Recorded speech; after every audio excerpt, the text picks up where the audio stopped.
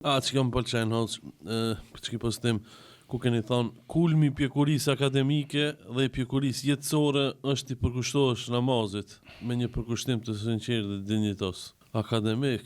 Shqon, domethënë, këtu kam pas për qëllim një sen dia dhe provoja. Domethënë çështja akademike. Dhe domethënë jetësore, provoja. Këtu a dia dhe provoja. Asnjëherë nuk do ta ngritin njeriun përderisa nuk e kupton një realitet edhe ajo është ndërgjegja shpirtërore se ti je rob i Allahut subhanahu wa taala.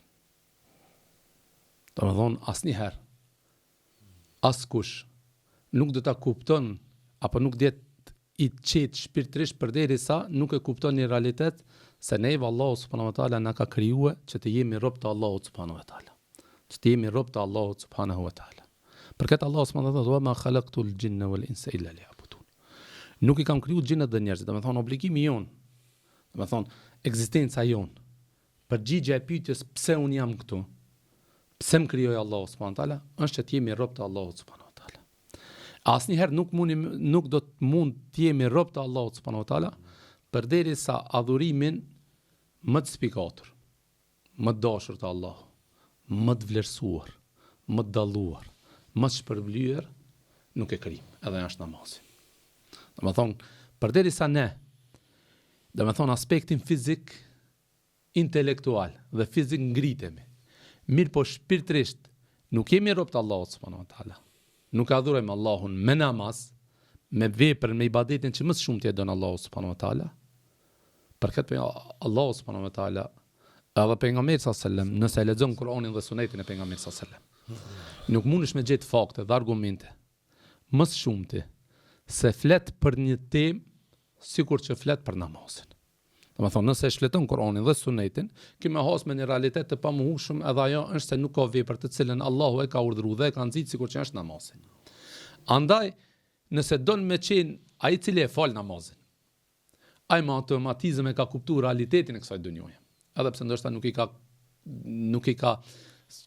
nuk ka titullat kësaj dunjoje. Mirë po e ka titullin më të lartë, më të ngritur me qenë robi Allahut subhanallahu. Për këtë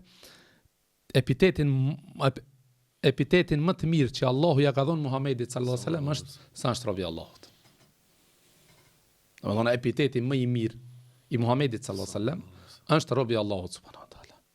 Ne gjatë faljes namazit manifestojmë dhe tregojmë se jemi rob të ndejtë të Allahut subhanahu wa taala dhe se në çdo urdhër të cilën na bën Allahu subhanahu wa taala ne jemi në gjendje me e po. Dhe kjo është, domethënë, ndërgjegjen e mbrëmshme me lidh me Allahun subhanahu wa taala, me shpirtërorën. Domethënë, e kemi dijen, e kemi provojën, na met shpirtërorja, na met imani e me kryerjen e namazit vetëm se e realizojmë edhe këtë. Edhe nëse e ki këtë, besëm që i përmbushur. Se nuk ka kënaqësi më të mirë.